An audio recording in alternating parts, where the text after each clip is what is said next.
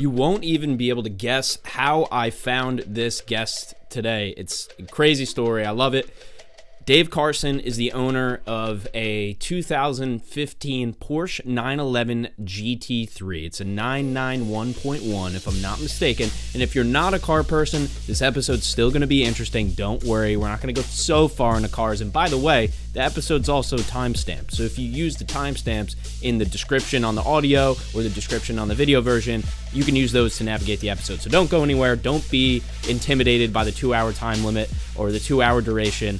This is a 100% raw podcast, but we keep you going throughout the episode and we don't go too far into car talk. So with my caveats aside, Dave's a really interesting guy. Had no idea that he had an entire career in law enforcement. Now, his position in law enforcement when he retired, I'm not going to be able to tell you that just yet because we got to get into it on the episode, and I'm learning it for the first time on the episode. I found him on Facebook Marketplace selling this car for $133,000. And if you are interested in the Porsche 911, we have the link in the show notes if the car is still available. He has had a couple offers, so the car might be gone by the time you're seeing this.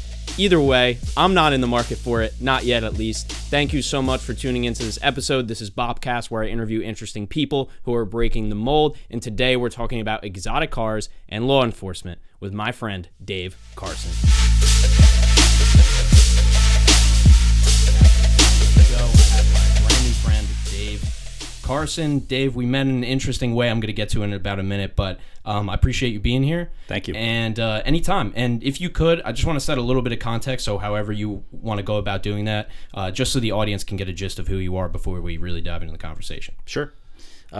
Dave Carson. I live in Hunterdon County here. I live in Reddington. 48 years old, car enthusiast, which is how you got in touch with me. Retired law enforcement officer in the area. Now doing some driving and private security, but doing it on my own time, not working full time. Trying to enjoy life a little bit more, doing some mountain biking, road biking, traveling, and enjoying my cars. Nice, man. Yeah, so, perfect transition. That's how we got here. So I was telling you on the way in, you're my second guest from Facebook Marketplace. I made a LinkedIn a post about this. I have a little I run my business mostly off of LinkedIn. And the first person that I got from Marketplace, I made this post about it, and people were like, this is crazy. Like, how, I think it makes people realize, and that's like part of what I do too, is make people realize, like, you can be a random person in a garage and just like start a thing and then like find people on Facebook fucking Marketplace, and boom, you have a thing happening. So specifically how I found you is through your car. So do you want to tell us a little bit about this car that you have for sale right now? Sure. First, when I got your message on Facebook Marketplace, I'm getting hammered trying to sell a car. So if anybody sold a car on Facebook Marketplace, whether it's a $5,000 car or a $50,000 car, you get hammered with messages from dealers, from people lowballing you, from so it's just ridiculous, your phone's just blowing up all day long. Your message was obviously very different. And I immediately sent it to my buddy who, has an Audi R8, and I said, "Look, get this, check this out. I don't know if this is a scam. I don't know what the deal is." Like, so I reached back out to you, and we had a conversation, and here we are. You were very enthusiastic about it too, which I really appreciated. I was. Yeah. I mean, it was another car enthusiast and an opportunity to talk about it, and most of the times I'm not really much of a cars and coffee guy. Mm-hmm. I'll go. I'll have a good time. I talk to a few people, but you kind of tend to see the same cars over and over again, and that's fun to do. And I do like talking to people there, but I'd rather be out driving the cars. You're not as much. The cars are before the social aspect, right? Yeah, 100%. And right. And I think that's how most people get in. When I was telling you about my Accord when I was like 18, the Volkswagen before that. It was everything was meats. We didn't know how to fix cars. We didn't know anything about cars. Right. It was just we thought this guy with a bagged S4 was cool. Yep. So we would just hang out with him. Hard park, man. Hard park. Hard park, man. Park up at that Wendy's in Flemington, you know what I'm saying? That's it. Yep. And that's interesting too, is like, it's incredible that, there's just so many internet rabbit holes. It's ridiculous. You could just forever, you could have 100 million lifetimes and you'd never go through all of them. That's right. But the car one itself, it's cool. I was even telling you, I'm dropping all these different channels and stuff, but I was telling you about Whistling Diesel, who takes people's dream cars and just destroys them on the internet. And like, he'll appreciate the car, but he'll be like, yeah, this Toyota Hilux just doesn't work when you drop it from a helicopter. Like, it's supposed to be indestructible, right? So there's these corners of the internet, like the internet has made all of these niches. It's brought the best and the worst out of them for sure, but True. I think it's totally been net beneficial for cars. I don't know how into the kind of internet car world you are, but probably not as much as you at my age, but you're right. I agree with that. And I mean, as a person who's a car enthusiast, you got to buy the cars, right? At a certain point, you got to write the check. Wait, I haven't done that, so that's why we're here today, Dave. Right. I'm gonna ask you how to do that. So but I grew up without the internet, and how the hell do you buy a car and know whether you're getting a good deal and what the best finance rates are and all this before the internet? Like, I mean, I remember going to the library and pulling Consumer Reports out and sitting down for an hour before you go to the dealer and so you have the most knowledge you have before the guy beats you up in the box. And, you walk out of there with a 5-year extended warranty for $30,000 or something. But now, the internet's awesome for car guys because you get to see the reviews and see which guy, which cars Chris Harris prefers. You get to see, why they're selling for cheap or why they're not selling for cheap or which are reliable. It's great. I mean, knowledge is power, right? And when you walk into a dealership, and now I walk into a dealership now, and I know more than the salesman does about the vehicle he's selling. Because believe it or not, most car salesmen are not car guys. They're selling a product. I don't know any car salesman that's a car guy. It's a shame, but you're right. You're right. So when you walk in that's not their job, though. The car guys aren't fixing the cars. Yeah, true. You're right. And those guys aren't making any money, unfortunately. That was me. Yeah, that's why I'm doing this. I believe it. That's hard. That's a hard life. It's like my dad does carpentry side jobs, right? Like, he's basically making the same amount hourly as he did in 1980. It's like being a mechanic's the same deal, dude. Yeah. They didn't. I mean, the shop has charged more hourly over time, 100%. Yep. But that has not been reflected in the people. And the job's gotten more difficult. Mm-hmm. You're not just changing coils in a spark plug anymore. Now you're basically an IT guy. Trying to diagnose issues in all the electrical systems in cars. I can't even imagine how difficult it is now. They probably wish they were just turning a wrench. I know it's that. I was the best at brakes and tires. It's like, yeah, I was so fast at that, man. I didn't have to touch a wire. What's the book time on that, right? You can make out on those jobs. 100%, yeah. Or whatever it was. I would sit up at night sometimes thinking about the job I had the next day, and just oh my god, a water pump, that was so intimidating to me. But I'd go down a rabbit hole about that. But I will say, like, it was my first real job, and I did it for like 3 or 4 years, and like, it was legit. I learned everything about cars. I grew up loving cars but knowing nothing about them, which is like typically how car guys start, basically. Right. Unless your dad's is into it, which is my dad wasn't. He could do an oil change if he wanted to, but like, that was it. He was more like a woodworker. So, but I digress, man. I do want to talk about this car because that's my fault. No. This is a podcast. We go where we want to go with it. Okay. But we left him hanging for a couple minutes. You're right. So maybe before we go into where you're at now with the car, like, I guess, what is it and why did you buy it? What was the plan? Like, did you always want that car? Okay. Because this is my actual dream car that I've chosen as a dream car. So it's a 2015 Porsche 911 GT3. It's a 991.1. I bought it 2 years ago. Obviously, it was used. I bought it from a private party up outside of Boston. I previously owned, I think every car guy needs to tell you how they got to where they are as far as vehicle progressions, definitely, right? Definitely. So when I got out of college, I had a couple RX-7s.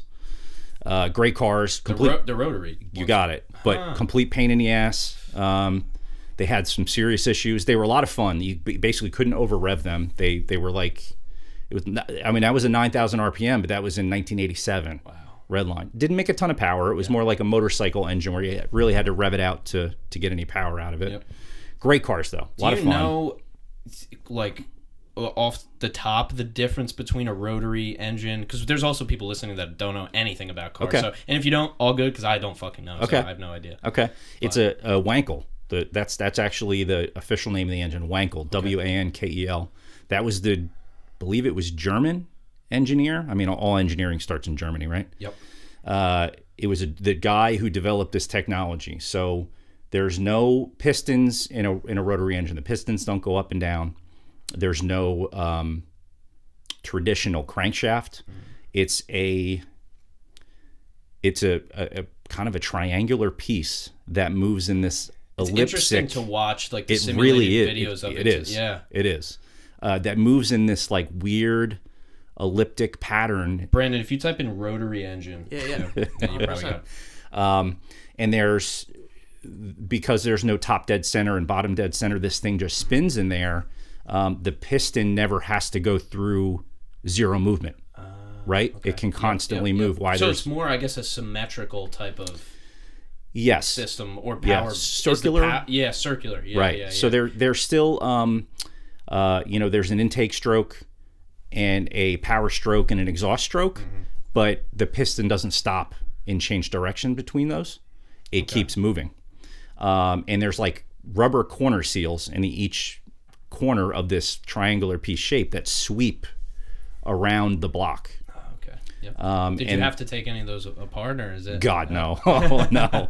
That's good. So they were really unique, really cool. Back in the 80s, Mazda was they had it in pickup trucks. They put it in this RX-7 sports car.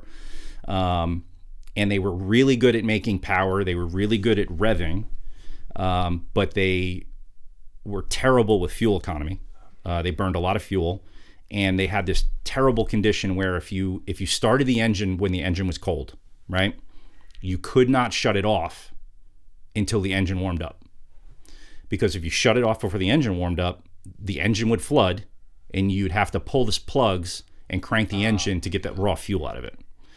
So I knew that ahead of time. I'm not sure how I knew that, but I always dreaded when I was parked in the driveway. My dad would be like, "Hey, you got to move your car in the dead of winter." I mean, that's a 25-minute ordeal in an RX-7. You basically just you're better off just going out for a drive and coming back to the house.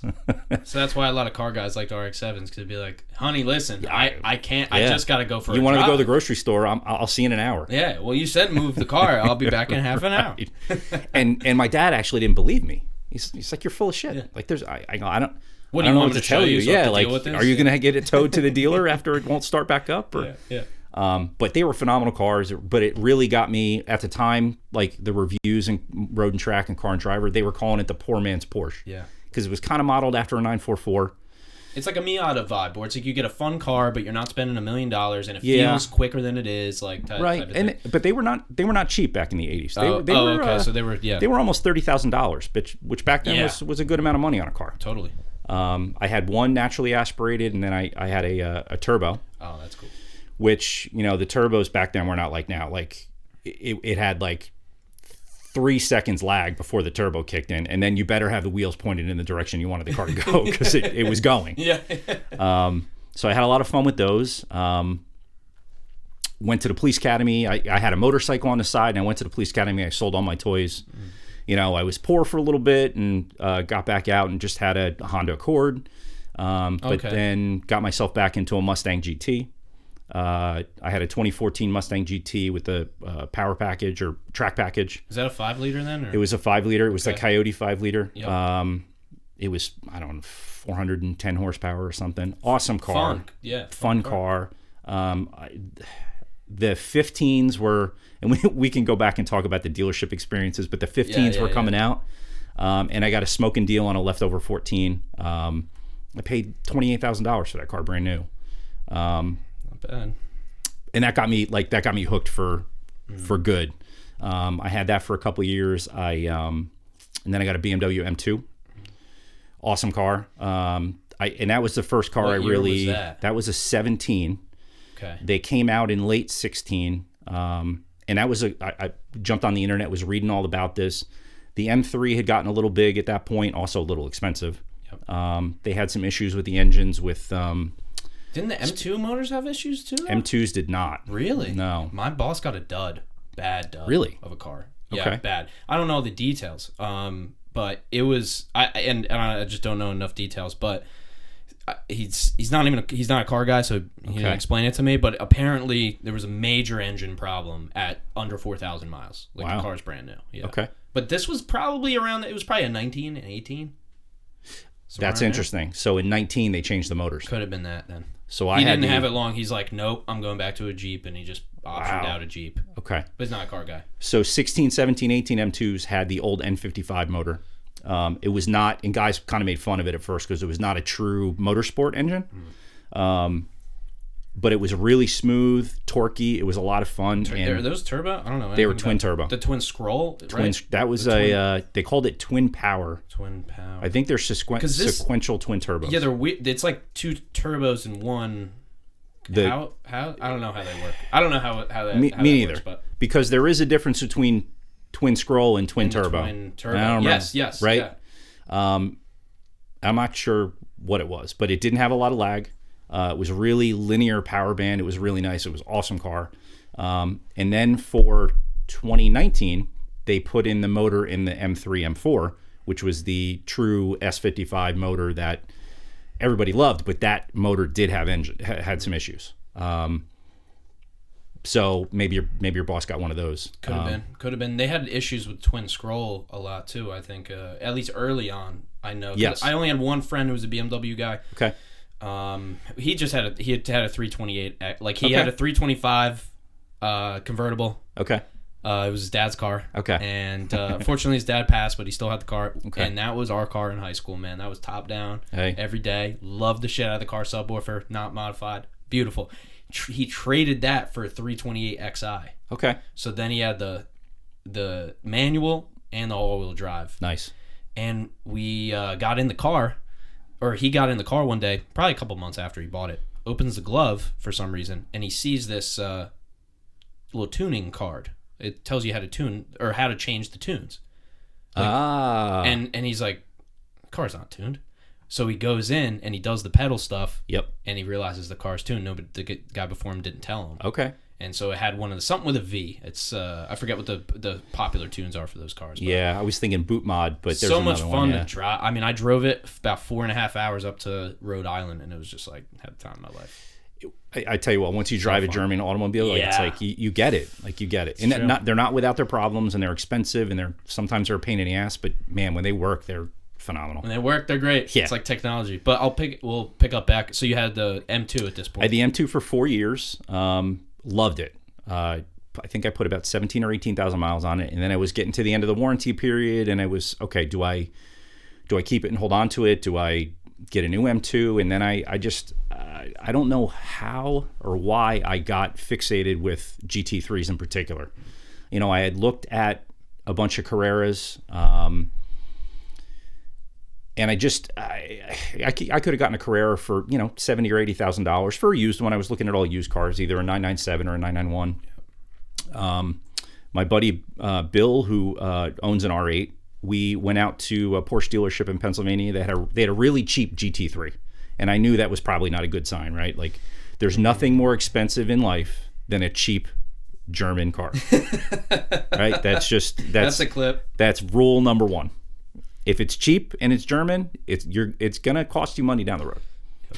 Whether it's 3,000 or as long as it's cheaper than it's supposed to be. That's right. You're in there, baby. That's right. And even if it's not, you're probably still in there. That's right. So we go out to this Porsche dealership. It was outside Philadelphia. It was a good-sized dealership, and we roll in. We took my M2 because I felt that gave me some sort of clout. Like, who the hell's going to let me take out a GT3, right, to test drive it? But I figure if I roll in an enthusiast automobile, maybe I'll have a shot. So he and I roll up, and we see this car, and it was a little rough. It was a white GT3, but somebody had vinyl wrapped it, which in and of itself isn't an issue, but I always, you're selling the car now, what's it hiding, right? Yeah. It definitely had some rough edges, and it looked like it had a rough life. So we walked in, and it was unbelievable. 6 foot tall Asian salesperson, beautiful woman in like 4-inch high heels and a black like cocktail dress. And she was talking to her about the car, and I'm like, can we take it out? And it looks like it's had a rough life. How does it run? And she goes, yeah, we can take it out. So GT3 is a 2-seater, right? There's no back seat. So Bill and I jump in the car. She said, let me go get a license plate. She comes back, puts the plate on the back of the car, and she's like, Bill, you want to move that seat up so I can get in the back? And I looked at her and I said, you're going to ride in the back of this? And she goes, yeah, we have a policy. I'm supposed to go with you. And, I know Bill wants to go with you. I want you both to be able to go. So I'll just kind of ride in the back. So she sat from B pillar to B pillar, like pinned herself in the back because there's no seats, but there's like a blank area where there should be seats. Yeah, it's almost like you're sitting side, like a Ford Ranger on. Yeah, exactly. She was in jump seats that didn't exist. Literally. That's a good way to put it. So she's back there in her high heels and her cocktail dress, and we pull out, and she was really nice and took us to an industrial park that was empty. So no traffic, no people around, and I just ripped on this car. Bill and I were literally giggling, just bouncing it off the rev limiter, ripping around this industrial park. She never said a word. Never said a word. Now, Bill and I were pinned in our seats, like barely hanging on because I'm really letting it go. And she just, I said to Bill afterwards, I said, they must be told, like, no matter what the customer does in the car, just, we'll talk about it later. Or she does this every day. It's one of so we rip through this and we pull back to the traffic light to go back to the dealership. And she goes, I'm assuming you've had some track time in cars. And I said, yeah, I've had a couple track days here and there. And that was all she said to me about it. So we brought it back and, I told her, would they pull the wrap off, so I could take a look at the paint? No, of course. And thanked her for her time. And that was that. But that was a lot of fun. But it got me hooked. Like the sound of the motor, it was like driving a race car in the street. Brandon's not a car guy. Brandon's here today for everybody watching and listening. Yo. He's not a car guy, but I showed him there's just a launch control video with just an exhaust. Like even that is just enough to. It's like a race car. Yeah, it's crazy. It is. It's unbelievable. It makes you realize why people want them so bad. Even like non-enthusiasts, if you see that, you can't think that's at least not a little cool. That's right. I think so. Yeah. We don't care anyway, but you're right. Yeah, if you live in New Jersey and you've been to Six Flags and the roller coaster King Ka, like that's the closest thing as a non-car person that right. It's exactly. It's like car, like especially like people who like fast cars, like they want those little adrenaline hits whenever they can get them. And it's not like Six Flags. There's no line. Right. You do it anytime you want. It's just you. Yeah. the road's dangerous for other reasons. For sure. But yeah, so I after that I was like, okay, like I'm gonna hold on to the M2 and I'm gonna have to make this work somehow, and started looking at used GT3s and they're they're not cheap. Yep. They hold their value really well, but this is Bill and I started watching. Bill has an R8 now. So he's a friend of yours? He's a close friend of mine, another car guy. Okay. We work together, but we're also car enthusiasts. So when I had my M2, he had a C6 Z06. And we had a great schedule where there were sometimes Tuesdays we could go out for 6 hours and just rip around up in the Poconos and come home. And he was perfectly happy until I got the GT3. And we did an overnight trip out into the Poconos and up into New York State. And when we got home, he's like, I got to get something exotic because I can't follow you around and listen to that car anymore and not have one of my own. Like he's like, I got to look. And he ended up buying an R8 that next year. So, but when I was shopping for the GT3, they're expensive because they hold their value well. And a lot of them are tracked, which I don't think is necessarily a problem. It's certainly what they're built for. It's just if the maintenance is upkept. You're saying that's what a lot of people do with them. They drive them on a track. Correct. That's correct. Yeah, and so if you don't know, say you know nothing about any cars or tracks or any enthusiast level things, how does that? So anybody can drive. The only thing I know of is like autocross, I guess. But okay. So anybody can drive or register their car on a. You can drive your car on a track. Correct. Right. You don't have to be anybody special. That's correct. Okay. Yeah. Just you got to write the check. So how much is it to do that? It's not as much as you think. Maybe $400 for a half a day. Okay. Yeah. That's not terrible. No. It helps to be part of a group. Maybe like Porsche Car Club of America. People will go in groups and get better discounts. That's right. They'll get track days. They also have instructors. You can have an instructor ride with you who can tell you, all right, we're going to, you're not hitting your braking point in turn 3. Well, have you done that? Or? I have. It's awesome. So you learn so much. Yeah, I bet it's got to be such a cheat code to like have somebody that can tell Absolutely. you, because you can't see how you're driving when you're driving, because you're in it. Right. It's incredible that there's so much, because people see, even if you saw F1, you'd be like, yeah, I know that's or like, well, the best one's NASCAR, right? It's like, yeah, hey man, there's no possible way that's hard to do. I can do that. Right.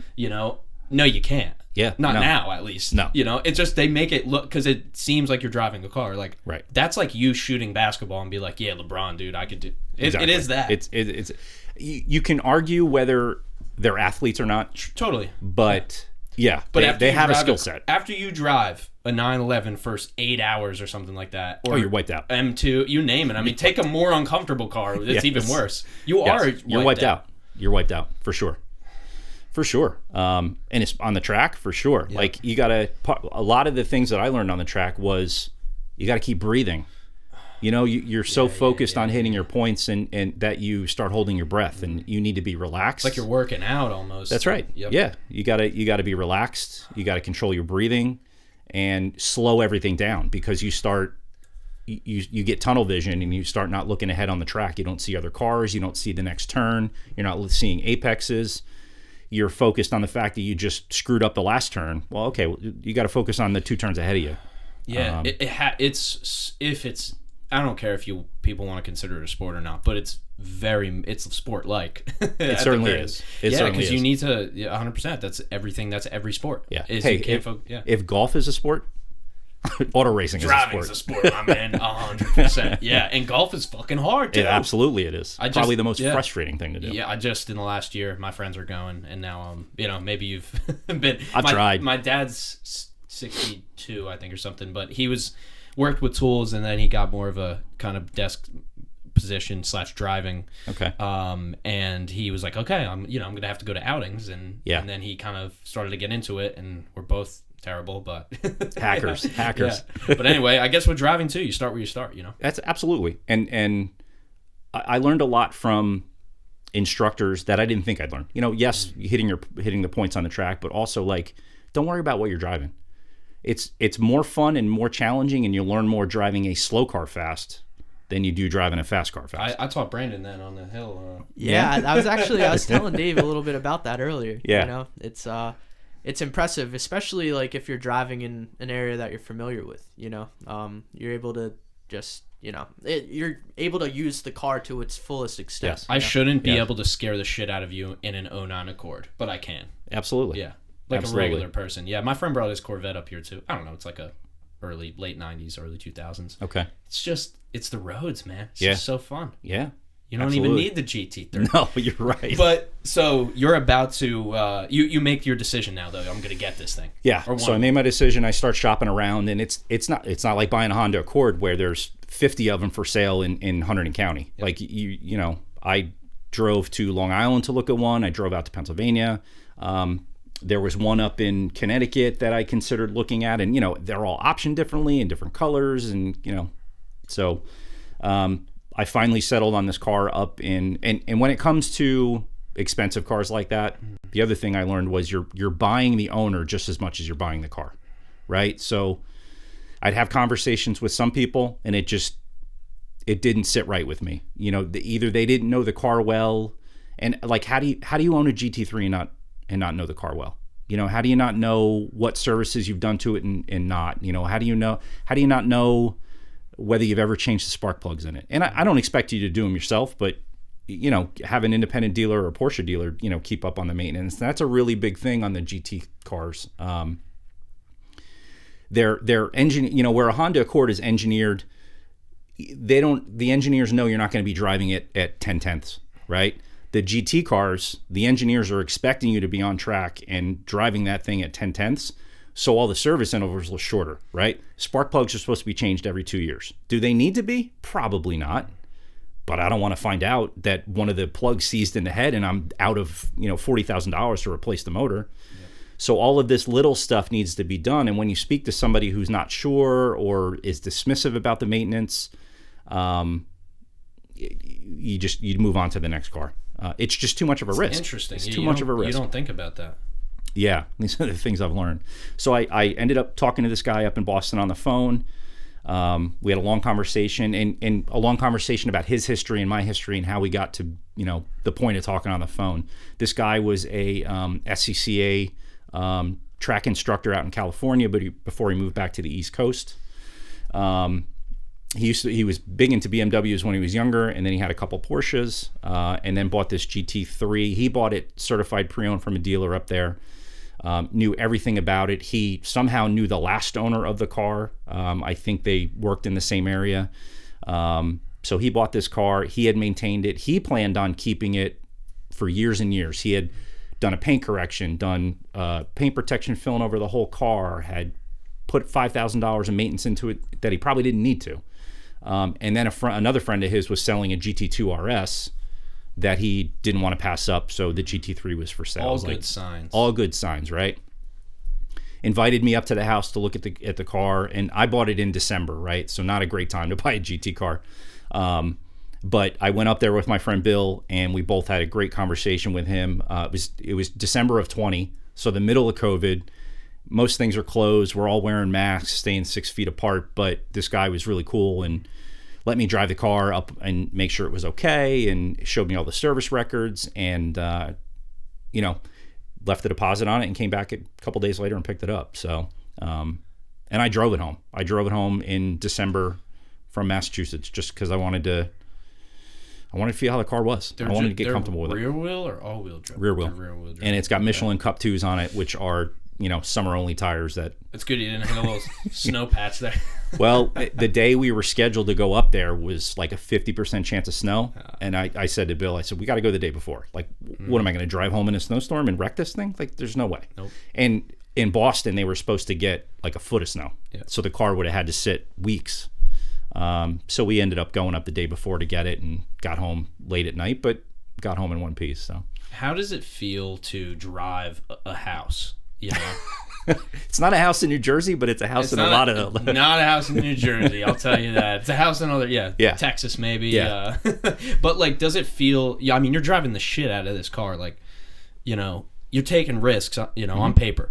Like, does it only cross your mind in the beginning, or does do you just get used to it, and once the novelty kind of wears off a little bit, then you're just, hey, this is my car? I think that's a really good question. I think prior to the purchase, I had the biggest questions about it. The sticker on the car was $145. So the original owner in 2015 paid $145 for this car. I paid $125 in 2020.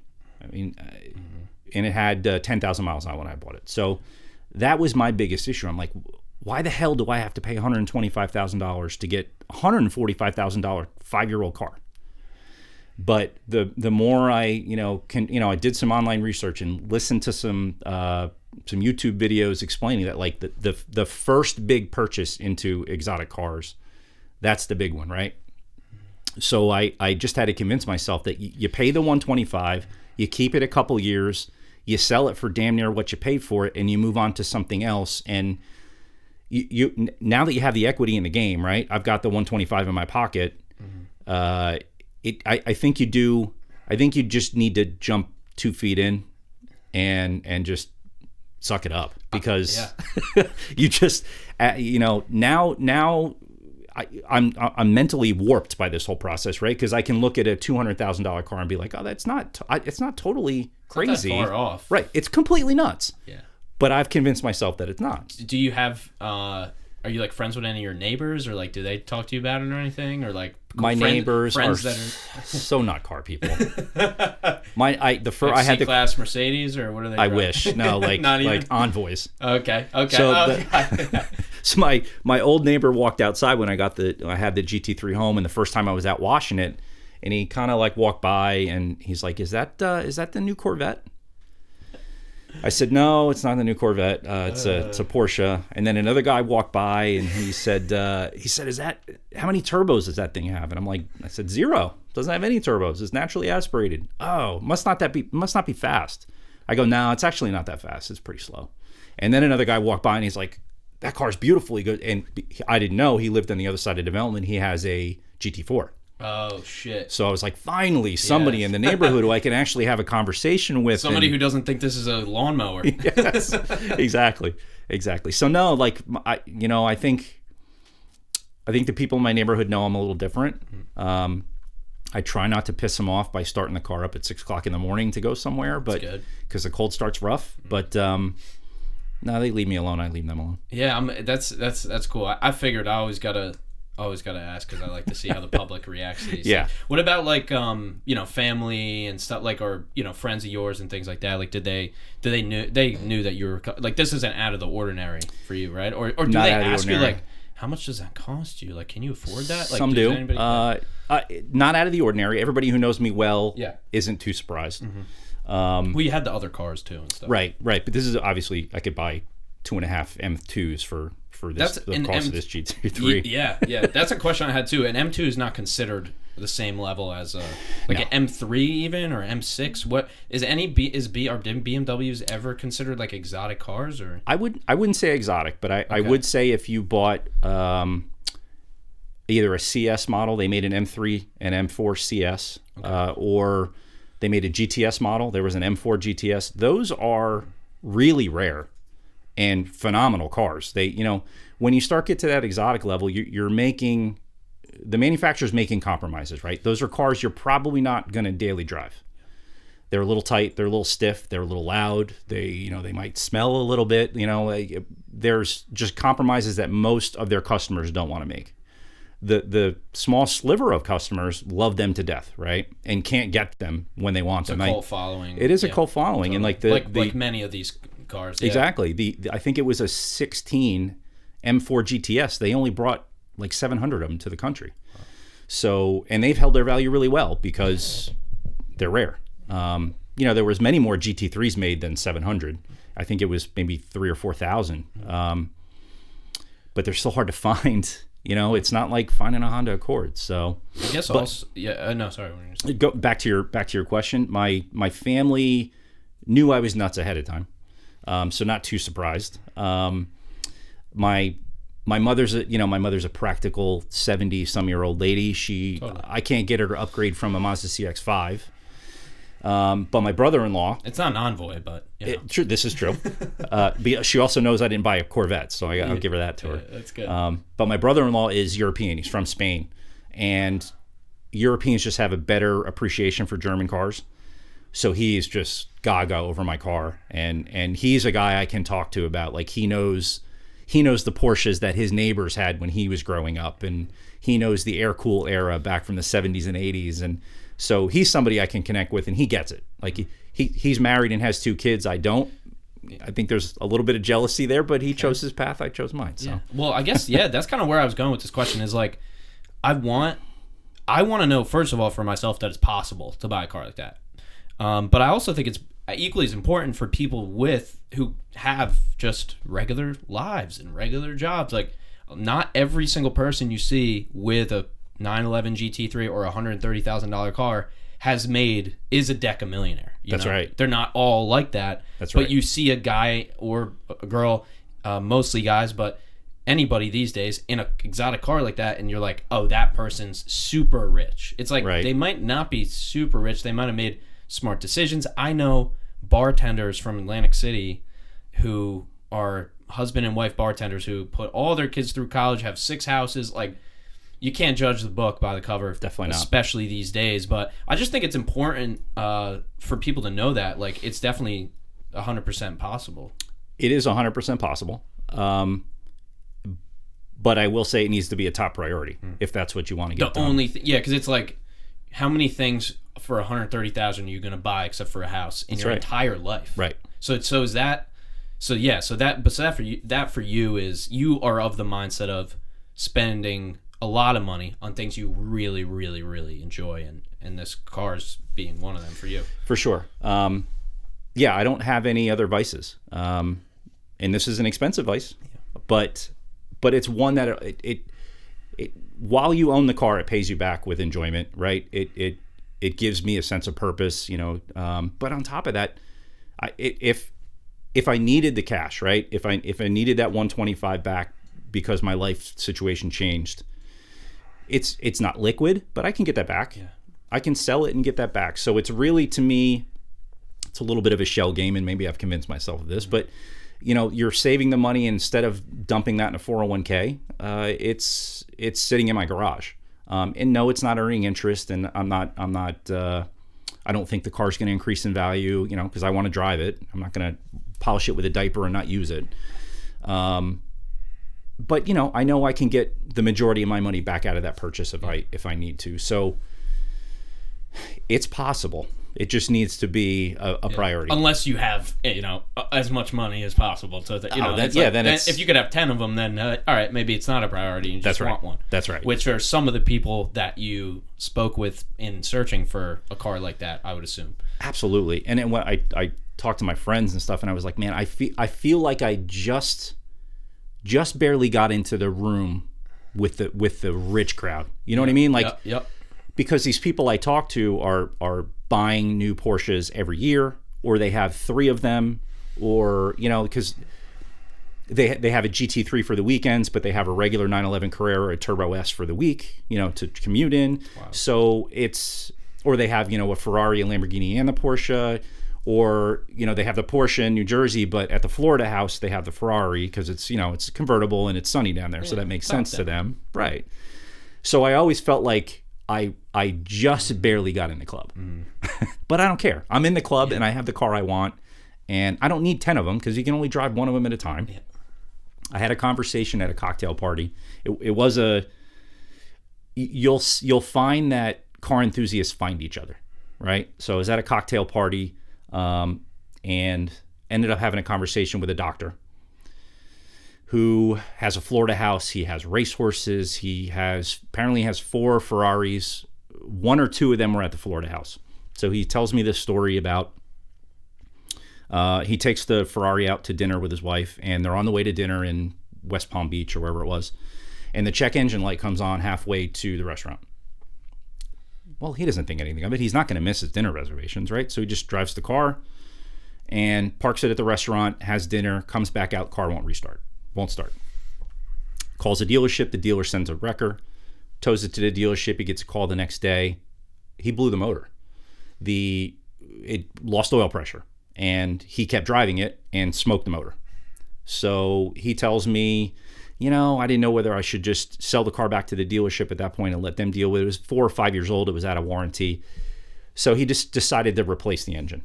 So the car's got a new motor. And I said, just out of curiosity, like, how much did that cost? Like, how much is a non-warranted motor? He goes, well, the issue is they don't have those on hand. They literally have to pick up the phone and call the factory in Italy and say, we need a motor for a F430. And it gets built and shipped to the dealership and installed. It cost him $80,000. What do you think the car was worth? It was an expensive car, probably $275,000. Wow. So he put the $80,000 motor in it, and he didn't even blink an eye. Like, yeah. He's like, what am I going to do? Miss my steak dinner? That's what they said. They said, what do you want to do? He said, put a motor in it. It needs a motor. Can't drive without a motor. It's not a question. It's just... So I'm barely in the club. Yeah, I'm barely in the club. Yeah, it's so interesting just thinking about this. And I don't know, I'm here and there. Manifestation to me is neither here nor there. You know what I'm saying? Like, I believe it can work for people. Like, I think in my life it's worked to an extent. You can't manifest a car. That's impossible. Right. You got to do all the stuff to get it. Right. But I think it's good. Like, I'm thinking, right? I message you, or I'm like, how can I drive one? That's what I really want to do, because I want to know. I just want to drive it. So now I'm like, okay, I at least know. Right. Because maybe I'll drive a Ferrari and be like, no, it's actually not a 911. Right. I want a Ferrari instead. Right. Right. So that's my next move. I'm like, I just want to figure out how to drive one of these things. Yeah. And because it can't be that hard to just drive it for like 5 or 10 minutes just to be like, all right, cool. It's not. So here, there's a bunch of like rental exotic places. Yeah. Right, I was like, if I go to Florida on vacation or figure it out, I don't know. Here's what you need to do. And I did this last spring, I think it was. Go to the Porsche Experience Center in Atlanta. You can get on a Frontier flight for $89. Fly right down to Atlanta Airport. You can walk from the airport to the Porsche Experience. It's literally less than a mile down the road from the airport. They have a fleet of 911s. You reserve it online, but it's like $450 for 90 minutes with an instructor on a closed track. You can pick the model of 911 you want. They have manuals, they have PDKs, they have convertibles, you name it. It's an unbelievable experience. Just first of all, the place is beautiful. They restore old air-cooled 911s there, so you can sit and watch that. The restaurant is fantastic, but the best part is driving the cars, and you're dealing with, like, my Porsche instructor was a Paris. He's a race car driver. He was a Paris to Dakar truck driver, and just had a whole bunch of. He was an SCCA driver, and I went out in one of the new 992 911s. I picked it was a Carrera S with the sport package, a manual transmission, and it was him and me for 90 minutes, and it was awesome. I mean, it's just an awesome experience.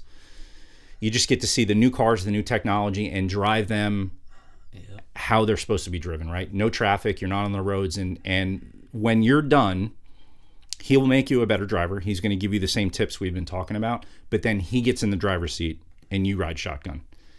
And you see what the car's actually capable of and how far from the limits you were. Yeah. It's unbelievable. And you're thinking, though, you're like, I can drive the shit out of this.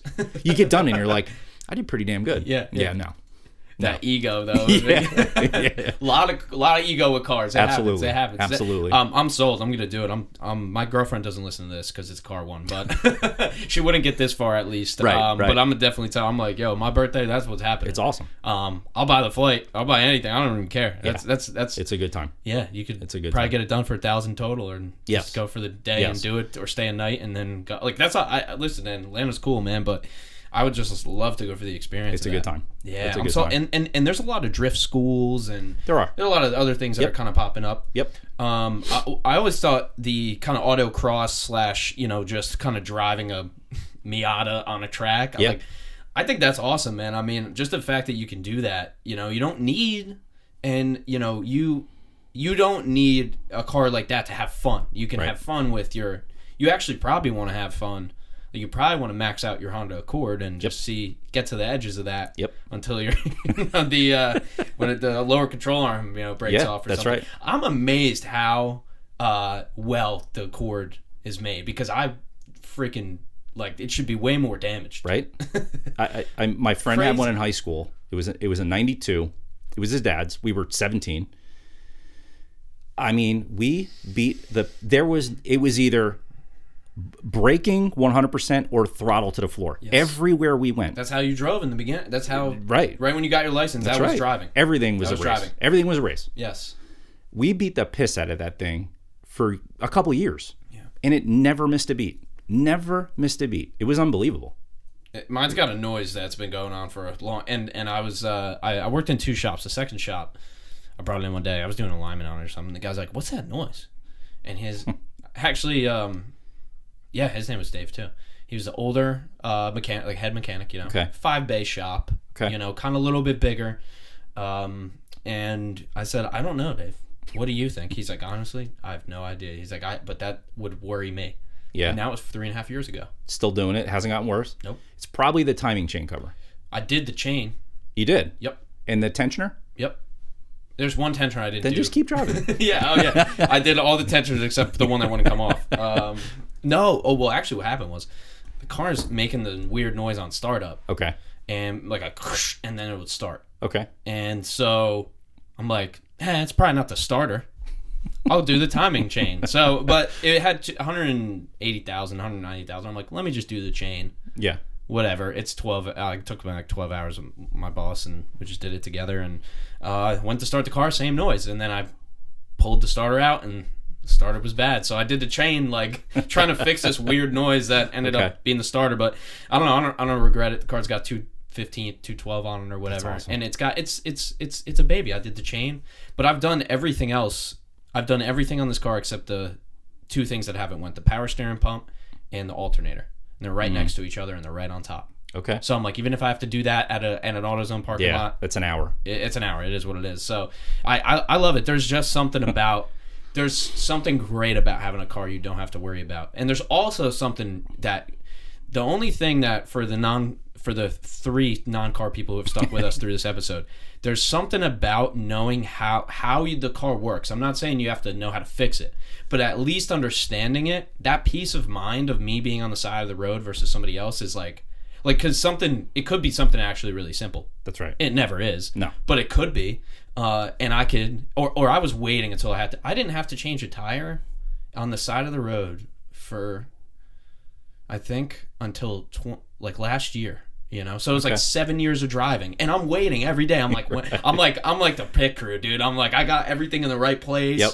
I changed that tire, and I remember when I blew a tire. That's because you were prepared. I know, yeah, I was ready. If you didn't have a spare, wanted it to happen. If you didn't have a spare, you would have had a flat tire. Yep. That's the way it works. Yep, and I had, but yeah, man, I do want to, if there's more room in that car, I'd put a real tire in it, though, but it only fits the freaking donut, which pisses me off. But they don't even have, spare cars don't have spare tires anymore anyway, so. No. I just got AAA for the first time in my life, and I'm glad that I have it.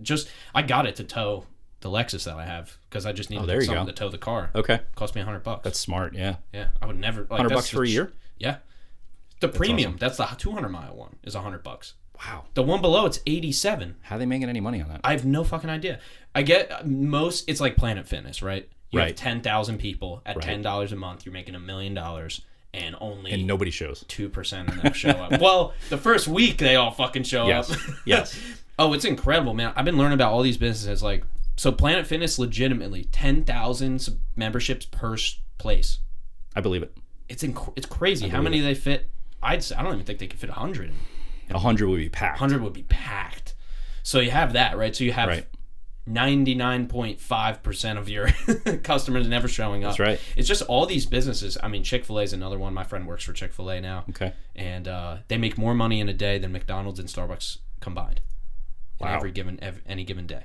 And they have had the same 12 products for 75 years. That explains the line out on the 202, huh?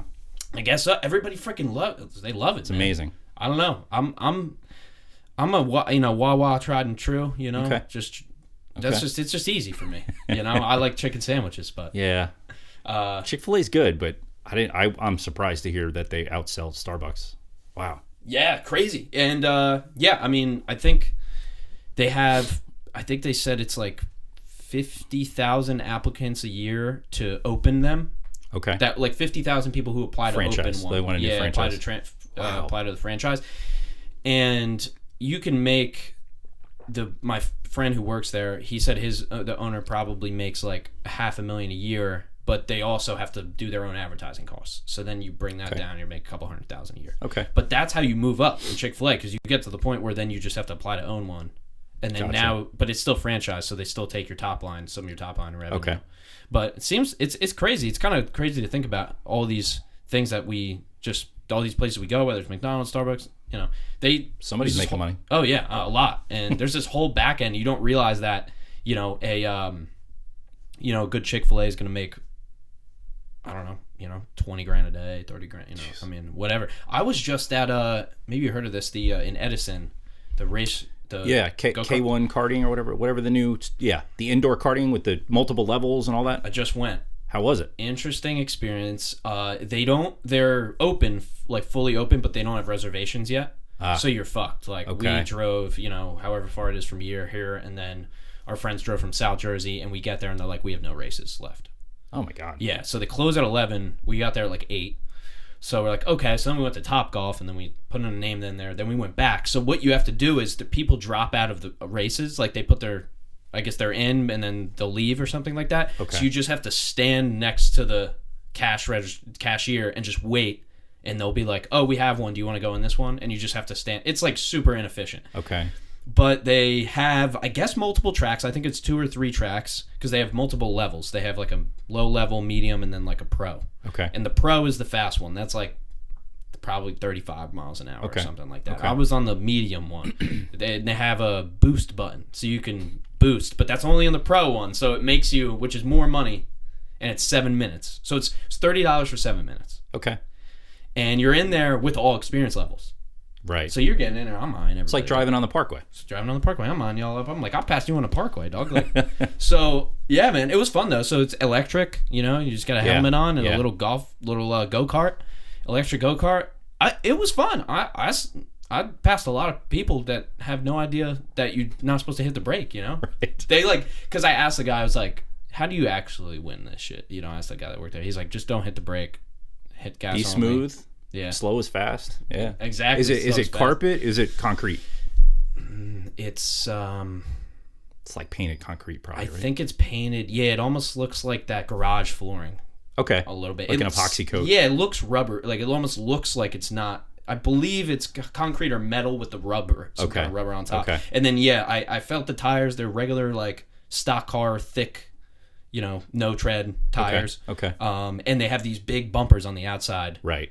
And you, like, move it and it shakes because they just replace them, like, all day. Sure. I think I fucked up about 3 people. I've messed up a couple people. Good. Well, they were in the way. They were in the way, 100%. But they do have referees. They have people on the side that give you a flag if you don't have your hand on. I know. I got tossed out of a track. One of those type ones. Where was that? Indiana. Okay. Like I figured, I'm in Indiana, right? Like home of motorsports, right? The Indianapolis 500's there. Yeah. Indy. We go to a K1 karting, which is an indoor electric track there. We know, like, my cousin's friend knows the guy who's working there, so he's gonna dial up the speed on the cars, and I'm like, this is it. This is it. This is my Indy 500. I've been training for this my whole life. I feel the same way. So we go the day after Thanksgiving. It's all my cousins, and I'm like, these are all people I know. Yeah. You either get the F out of the way, or I'm gonna move you out of the way. So we're ripping, and you know, I got 1 or 2 warnings for just tapping, and you know, that's fine. And then my cousin ended up getting tapped by somebody else and ended up like sideways in the track, and I hit him full speed T-bone. Like, I mean, I didn't let off. I just and they stopped the race. I got tossed. Oh my God, they even stopped it just to pull you out. Yeah, he was pissed. What? I don't understand that. It's like, well, they make these things not for car. They don't want car people to do it. They just want like regulars. You're right. Know? They just want civilians. You know? Right. They don't want people who just know how to drive. Actually, they want you to like hit the brake and like, oh my God, a turn and You know, I was just like foot to the floor. Like this is like riding quads. Like you just go. Oh, you'll let off in 7 minutes. Yeah, exactly. I think like it was me, my friend who was his birthday, and his friend, and I think it was just first, second, third. Like all 3 of us, you know. It was like, man, it is what it is. It was fun though. It was fun. I would do it again. I would pay for the more expensive one and do the faster one. Okay. And I would go at the time that you would think there would be the least amount of people there because it's huge. Okay. It's massive. It's got an arcade. It's got a restaurant.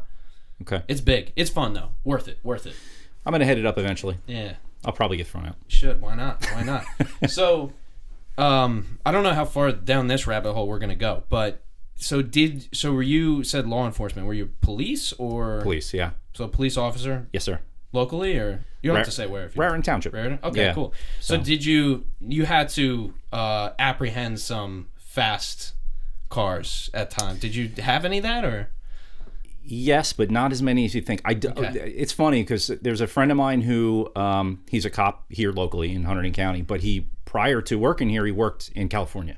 He actually worked for California Highway Patrol, Central LA office. He was in the shit where all the highways come together in the city, and he was in pursuits every night. And I don't know what the difference is. It's just a different culture out there. Maybe because the highways are 20 lanes wide and at 2 a.m. there's nobody on them. But every night he was chasing somebody, or they'd have fatal crashes, or it just doesn't happen that often here. Now, if you go to Newark or Irvington or East Orange or Jersey City, they're in pursuits for stolen cars. But it's rare out here. Yes, I've been in pursuits. It also is I'm kind of giving you the long answer, if that's okay, but it's podcast totally. That's what we need. Okay.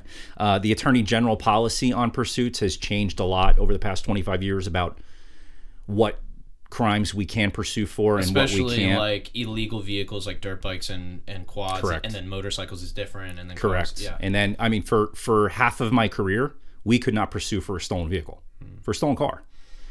So, you know, think about the way that works. Like if I'm driving through a neighborhood and I see a car come ripping out of a driveway, and the homeowner calls 911 and says, 2 guys just stole my car. It's a red Lexus, and I'm behind a red Lexus.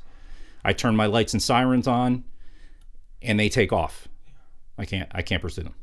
So what was the logic on that, though? The logic, the logic from the Attorney General's office. Faster and die, or that's something? right, or endanger others on the road, right? So like the office, the pursuing officer is pushing them to drive faster or take more risks, and then that will cause them to crash and injure themselves or others. Now, you also have to understand that Hunterdon County is very different from other areas in the state, right? So that Attorney General is thinking about Newark when they write this policy, right? So if you're doing 70 miles an hour down, city streets in Newark where there's pedestrians and parked cars, and it's a very different situation than when we're on 579 in Hunterdon County, right?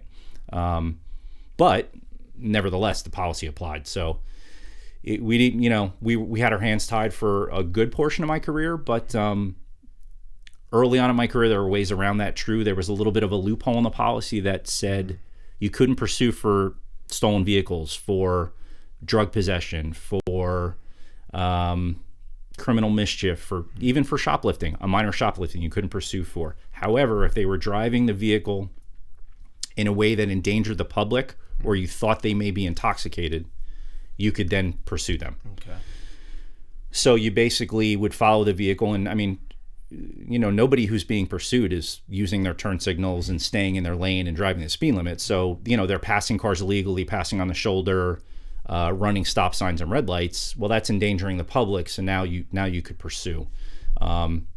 So sometimes you were able to use that loophole. Yeah, they blow a stop sign, and now you can kind of. That's right. Yeah. So now you have endangerment, and you can pursue. Mm-hmm. But the Attorney General at some point closed that loophole because, quite honestly, it was being abused. So. Yeah, I always thought with motorcycles that they kind of let them go a lot of times. But I mean, now I ride one, and I've had cops, like, I've rode them for years now. But now I've been out on one, and I kind of, I understand, and I always try to be respect. I really don't ride motorcycles to go really fast anymore. Like, it's just not too dangerous.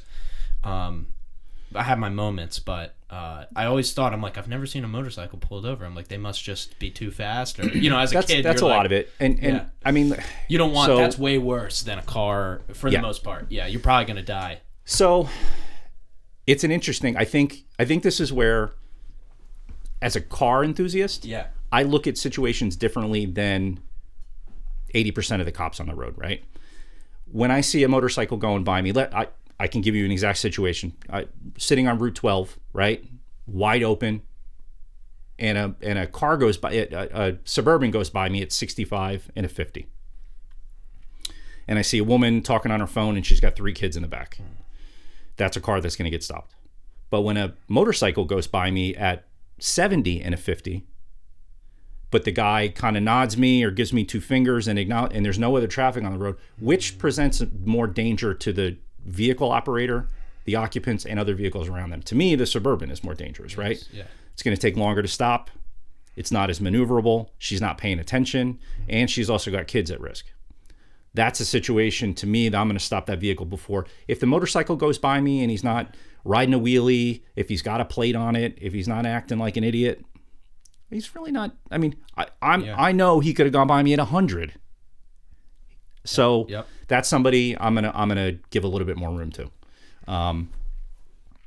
Not everybody thinks the same way I did, but I mean, you got it, and that's the interesting thing about law enforcement is every individual officer gets to choose how they enforce the law, right? Yeah. And you occasionally hear about we need more speed cameras and traffic light cameras, and we need more. They want everything to be black and white, right? And that presents a problem because, I mean, you want the officers to think about the situations. People want to be able to get a break if they're not doing anything. So those cameras don't get breaks. If it's black and white, it's black and white. I remember that. They shut all that down. People were too up in arms about that. Well, one of the reasons it got shut down, too, is because politicians got rid. Politicians are used to getting breaks. So they weren't too happy about it either. Those are the best YouTube videos. Right? Do you know who I am? Right. That's the best sentence. It is. That's the best question has anybody said that to you? Oh, absolutely. And the weird thing is most people don't mean it how it's taken. They just don't realize the tone and how that comes off. It's not like you're a complete dick automatically by saying that. You might not be. No. You might actually be asking you. That's correct. Do you know me? Or? That's right. Like I need to know. I need the totality of the interaction. Are you trying to get out of this because you have You Right. want me to think that you're somebody important, or Right. Yeah. But you'll get housewives that'll say that. Because they just don't realize how it sounds in the tone. And it can make guys officers really defensive. Yeah. So there's on many occasions I came back up to a car after a traffic stop, whether I issued a summons or not, and said, "Hey, listen, by the way, if you were my sister or my mom, I would tell you not to say what you said. It can be taken the wrong way. No different than my interaction with a motorist can be taken the wrong way if my tone isn't right. That can go the other way too, and you can very easily talk yourself into a ticket and not realize that you did it. So, if you're not sure why you got stopped, and say, "Hey, officer, can you explain to me why I got stopped? I'm really not sure." Yeah. That comes off a lot differently than, "Do you know who I am?" or "Why did you stop me?" or it becomes such a contentious interaction between motorist and officer on a stop that tone plays a big role in how it goes down. Presentation, yeah. And if either the motorist or the officers had a bad day, it's not gonna go the way everybody wants it to go. Yeah, and this, being in a car is not natural. Like going 70 miles an hour in a metal box is not natural. Right. Like your body doesn't know what you're doing. Like it can't. Right. Like we're not evolutionarily designed to do that. Airplanes, cars. Like it's just it's not. We never did. It was like horses was crazy. Right. And so, or maybe boats got there for I don't know. Get downhill on a bicycle. It's like that's where you were going fast. Right. So it's an elevated state. Sure. In a car. So I think that's also why road rage is different too than just a street fight. I think there's something about being in a car and going fast and then being you don't realize how high the stakes are. Right. Because you're just so elevated and in this moment. Yeah. In reality, just the wrong slight turn is a 10-car pileup. That's right. And that's just reality. And it's cars have gotten really, really safe, right? Really safe. I mean, in my 25-year career, the difference between injuries I saw the first couple of years and the last couple of years was night and day. Seatbelts, even, I would think. Seatbelts, airbags, side impact airbags, crumple zones in chassis. Like it's unbelievable how safe cars are now. But they're also really isolating. You're in a car doing 70 miles an hour and it's quiet. You don't hear any road noise. You don't hear tire noise. You don't have that sensation of speed like you did. If you're in a 74 GTO, you're doing 70 miles an hour, right? But that's not the way how many anymore. of those crashed and went off? Most of them. Right. So, if you're in a brand new Lexus or Toyota or something, they're so freaking quiet. You can't even, whether you're doing 60 or 90, you really can't tell. Especially a Tesla. Yeah, geez. Yeah. Another level of quiet. Absolutely. I'm good. I need to hear something. Yeah. Just a little squeak. Do you know, I just learned this recently. There's foam inserts that insulate tire noise in Teslas. Did you know this? I believe it. I knew that there was noise cancellation stuff, but I didn't know that there's foam. Yeah, it was on Facebook Marketplace, and the guy was selling these. They look like tires, but they're foam, and it was Tesla inserts is the way he had them, and I sent it to my friend. They go in the tire. They go in the tire. So I God. text my buddy who's got a Tesla, who I insult every chance I get because I don't have a lot of respect for him, but. Hey, they're fast. They are fast, but I'm just not a Tesla. I'm not a Tesla guy, and I'm not an electric car guy, not yet. But they'll get you. He said, yeah. He goes, the issue is the Tesla cars were so quiet that Elon was worried that the tire noise would drive people crazy. So he put these foam inserts in the tires to absorb the tire noise before it even gets into the car. Hey, I mean, Germans are great, but Elon's got some engineering. He does. He definitely does. He thinks outside the box. He solves weird problems. That's his thing. He solves problems that you would never think. For sure. It's incredible. I mean, listen, Volvo's had, windshield wipers on their fucking headlights, so that was a problem nobody thought that you would need to be solved. But, that's crazy. I believe that, though. It's weird. I've been in the Tesla, and if you're in a Tesla Uber... Shit, you better have you better be talking. You guys better be talking, because if they don't have any music, it's just complete silence. Okay, it's like being out here. Yeah, it's weird. It's weirder than the road noise. I drove a Taycan, which is Porsche's electric car, on the track. Oh, really? unbelievable. I mean, it was unbelievable how fast it was. It was unbelievable. And quiet. You know, they because it's Porsche, they engineer a little bit of like motorsport sound to it. So it's got like a hum that increases. You'd like this. In the go-karts, it sounds like a V8. They have speakers. It's so corny. Anyway, I have to throw it in there. I believe it's it. Terrible, but it's So the Taycan has a little bit of motorsport something to it, and it I guess it's supposed to give you a sensation of speed, but it's unbelievable how fast they are. I mean, it's amazing. I'm just not there yet. The infrastructure's not there. You know, I don't want to add a charger to my house. And had a friend of mine that couldn't. That week we had the single-digit weather. He couldn't keep his battery charged at the house because it was too cold. Because the car kept trying to warm up the battery. So he couldn't keep it charged. I think that the technology will get there. I just don't think we're there yet. I don't want to be an early adopter of anything, especially something that expensive. I'm with you. I'm the same. I'm not an early adopter in things either. And my thing about Tesla is Tesla's not to save the environment.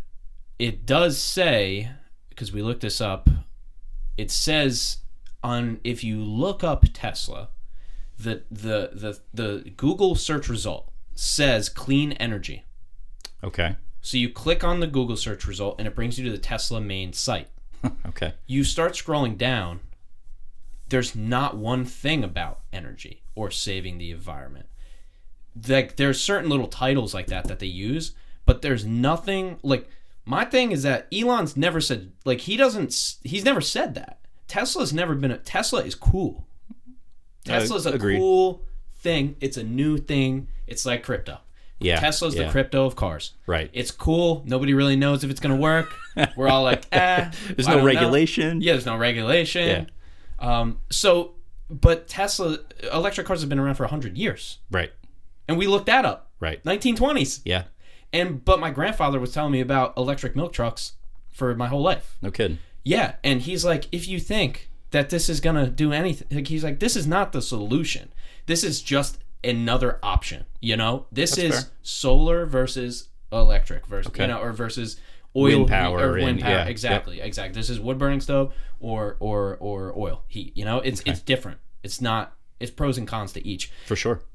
I mean, if you just I won't go down this rabbit hole, but if you just look up cobalt mines in Africa, all you gotta look up, and there's no way that once you watch one YouTube rabbit hole video on that you don't think that batteries are not the answer. Yeah, you're not saving the environment or the earth. That's you're not saving anybody. No. Yeah, I mean, this iPhone has the people that had to mine this shit. Right. It's bad. Right. And that on a massive scale of a Tesla battery, and then that on the scale of humanity, like California thinks they're going to shut down. It's not going to happen. No. It's just not going to happen. I don't think so. I don't think oil's great. Nothing's great. No.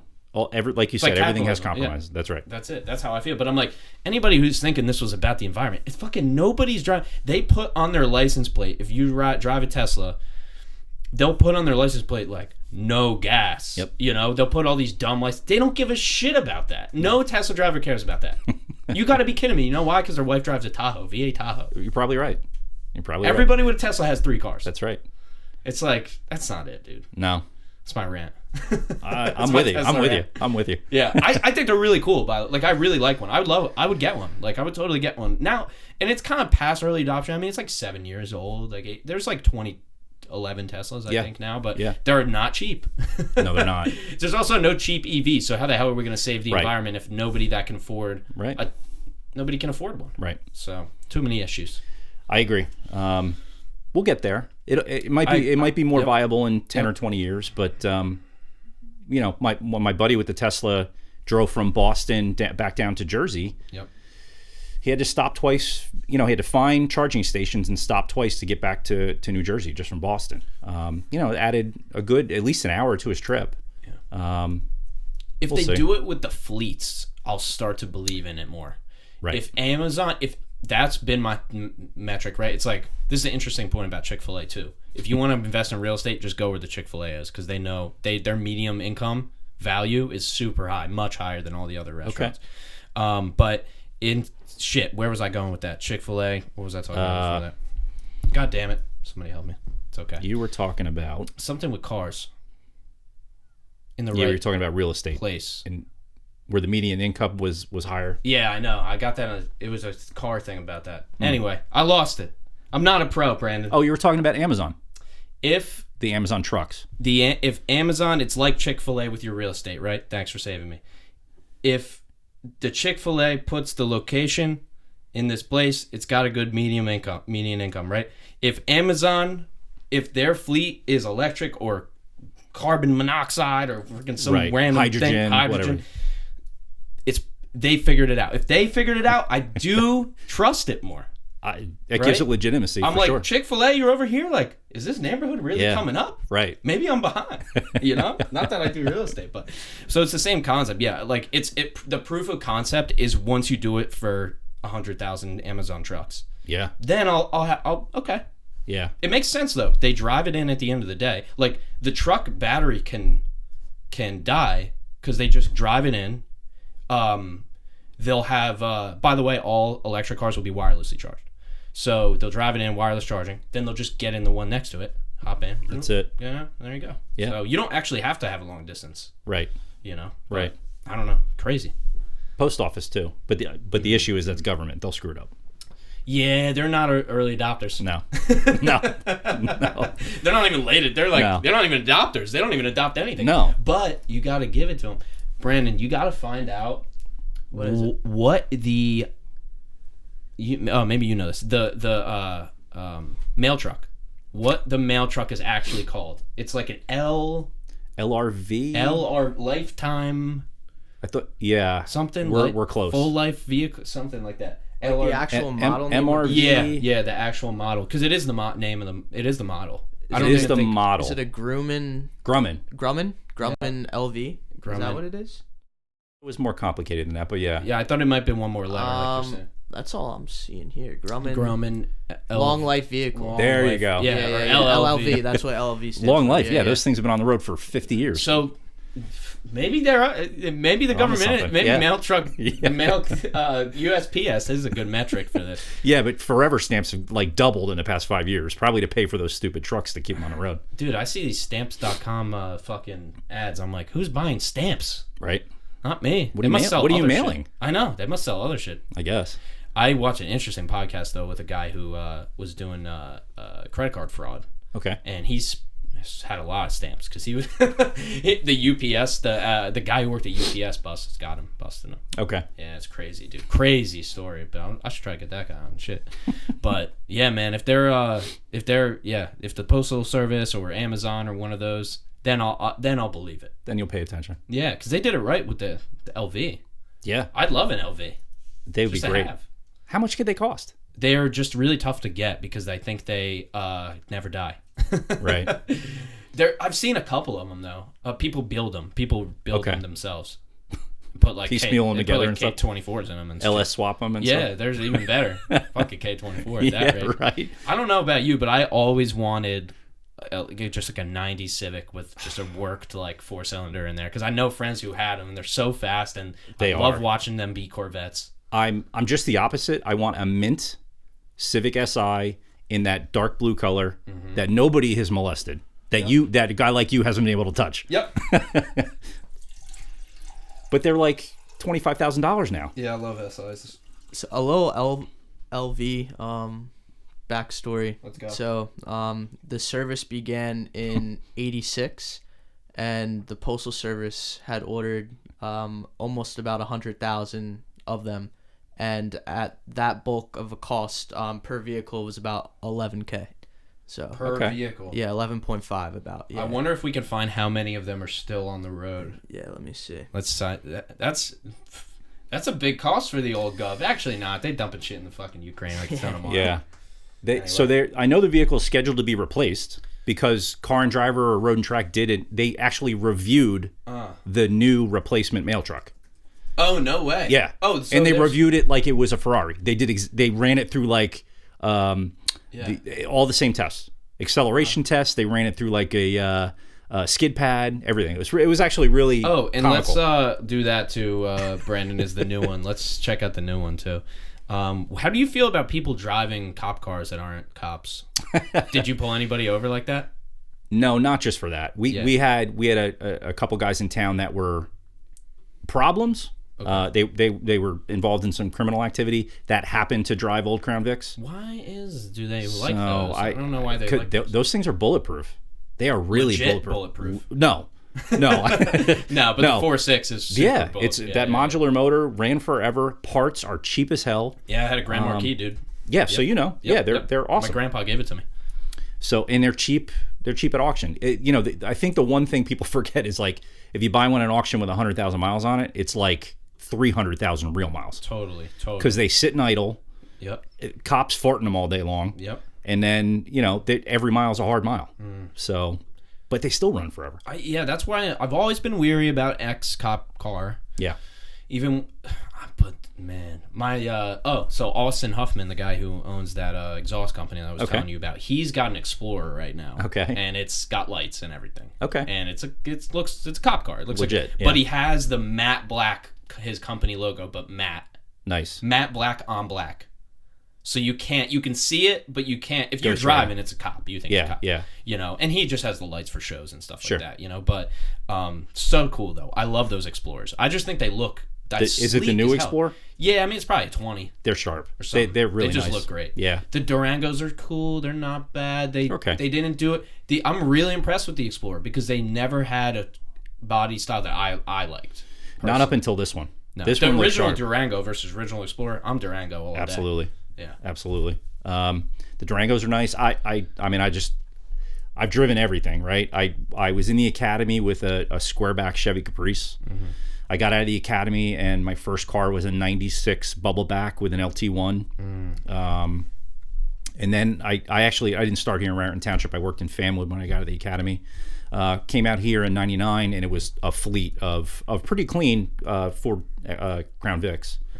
And drove them until we couldn't get them anymore. Yeah. So when did that switch over? And what did that switch to? An Impala, or what was it after that? So I want to say it was like 05 or 06, because the last ones we had came like the way Raritan Township would do it is the new patrol cars would come in. They would be in patrol for 80 to 100, maybe like when the economy wasn't great, maybe 120,000 miles. Mm-hmm. And then they would get shuffled into the DB. Because the Detective Bureau, they had take-home cars, but, they're not beating on them every day, and they're just driving them around. Right. They, if they came out to a scene to process it, a car with 120,000 miles on it was fine for them. So they just came out of the Detective Bureau not too long ago. Maybe 2 or 3 or 4 years ago. The last Crown Vic was pulled. Yeah, like the maroon, or like, what is it? Yeah, it's like maroon, or like it's like darker color Crown Vic. Mm-hmm. Yeah, like the newer. Well, the newest one is what, 2012 or something like that. How long did they even make those? 12 sounds right. I don't know if you could get. I don't know if they actually sold that as a civilian car. I think the last couple of years it was fleet only. Okay, so they had the police package, and then they had like the special services that was like taxis and stuff. I love one of those Tahoes or one of those Explorers that, like, I don't know, something about it with the blacked out all black everything, but either you get on the highway and you're good, everybody's gonna get out of your way, right, or you're gonna be on a 1-lane Hunterdon County road and everybody's gonna go slow in front of you, right? So that's true too. Yeah, my mom was a bus driver. She had a Tahoe from Del Val. Okay. And everybody would go slow in front of her, or I would drive a cop car because I'd be like fixing one, and I'd have a Tahoe, right, with everything on it, and people are like they just like jolt and look. It happens. Yeah. So how's that? So anybody ever do people look at you weird, or like, oh my god, act like they're not doing something when they're not? Yes. I mean, because I've had moments with cops behind me when I'm like, this is it. I'll be honest with you, like 100%. And I was doing what I wasn't supposed to be doing, and yeah. Well, somebody was looking down on me. I mean, if you go to so you go to the academy and they teach you how to be a cop, right? Mm-hmm. Teach you the laws. They teach you how to drive an emergency vehicle. They teach you how to respond to calls and talk to people. But then, you get out of the academy and you work the road a couple of years, and usually maybe 5 years on, you start going to advanced classes, right? You'll go to crash investigation school. You'll go to DWI investigation school. You learn the finer points, right? How to do the balance test for DWIs, or how to work a serious crash scene. So you can look at physical evidence on the scene, right? Because drivers in car accidents, they either really don't know what happened because it happened so fast, or they lie to you, right? So you need to be able to look at the physical scene and make a determination on what happened. And there's very few accidents where you can't do that. You know, the classic accident where you can't do that is Route 12 and 579, right? Four-way intersection controlled by a traffic light, and at 3 a.m, there's nobody else around. You have no witnesses, and 2 cars collide at the intersection, and both drivers say they have the green light. You're never going to be able to determine what happened, right? At 5 p.m, you will, because other witnesses will have been on the roadway and been able to tell you that. But most accidents you can tell from the physical evidence on the scene. You know, you can make a determination of which vehicles are traveling in what direction, who crossed over the double yellow line, you know, where the maximum impact occurred. So one of the other courses you go to is in like advanced patrol tactics school. And it was a really good school. Out here in Hunterdon County, you know, motor vehicle stops are how you make arrests, you know. Yeah. At 10 o'clock at night, you know, what do you have? A couple bars open and everybody's out on the road. So if you're not going to stop cars, you're probably not going to make any arrests. So there's a lot of motor vehicle enforcement in Hunterdon County at night. And that's your job. And that's your job, right.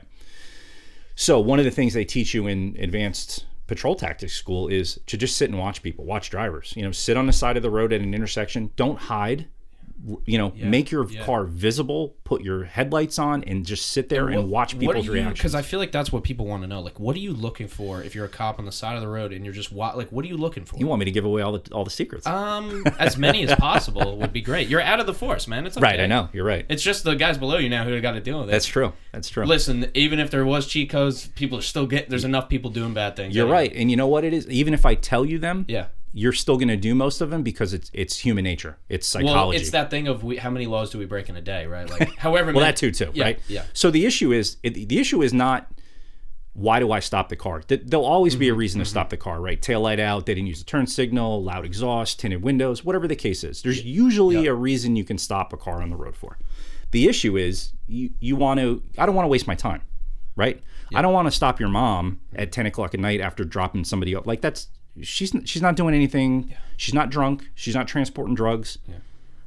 That's not who I'm interested in, right? So the idea is to stop the quality vehicles. You want to stop the right vehicles. You want to spend your time talking to drivers of the vehicles you want to have conversations with. So you will actually sit with your headlights on in a marked patrol car in a well-lit area where people can see you a quarter mile away, right? And that gives people time to react. Because when you see me parked up the road, you're like, fuck, right? So what do? They'll move into the slow lane. They'll slow down. They'll roll their windows up. They'll look straight ahead. What natural human nature is to look at things as you go by, right? Nope. They'll be locked on and just ignore, because if I ignore the cop sitting on the side of the road, he won't see me. So is it bad if I look at the cop? No. Not good nor bad. So it's not good. So you don't want to look straight ahead and ignore him, but you also don't want to stare at him as you go by. I've done that before. Be natural. Yeah. Just be natural, dude. I've done both. You just want to glance and go back to your business, right? Because that's what your mom would do. Totally. Right? And your mom's not doing anything wrong. Yep. So there's all these techniques to, and it's human psychology, right? It's tells. It's no different than when you're interviewing somebody, you're looking for the odd right? thing out, right? Really? That's it. Yeah. That's it. There's no like formula. It's just if there's somebody looks suspicious. They will make themselves obvious to you. Yeah. Right? And the interesting thing is it's not easy to do because you really have to focus. Yeah. It's subtle. You know, so if I'm sitting there on a Friday night and I'm playing on my cell phone and I'm listening to the radio and I'm using my MDT to run plates, you're probably going to miss all this stuff because it's really subtle. All that stuff needs to get put down, and you really need to focus on driver behavior. I got a good one for you. Radar detectors. They're legal in New Jersey. Correct. I had an officer. So I used to have, I had the Accord stanced out. Okay, I'll say that. It's a typical no real work done to it. Just how I wanted it to look. Sure. So I got targeted for that for sure. And no loud exhaust though, just a low. Okay. And so I'm like, okay, I get it. It'll draw attention. Sure. car's immaculate, not one thing in it. There's not the cup holder things folded over. Like, it was always perfect, so I was always good on that. Okay. Whenever it was low pressure situation for them, they see me, they're like, okay, cool, I'm good and nothing in the car. That's right. But this one lady she said, that's obstruction of view. Correct. And I said, well, okay. You're talking about the radar detector on the windshield. Yeah. And I'm like, all right, in my head, I didn't say this, but I'm like, what about a GPS? That's obstruction of view. It is.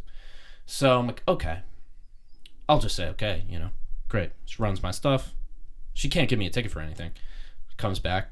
She's like, take that down. I'm like, okay, I'll take it down. So I sit, still on the side of the road. She drives away. This is Route 12.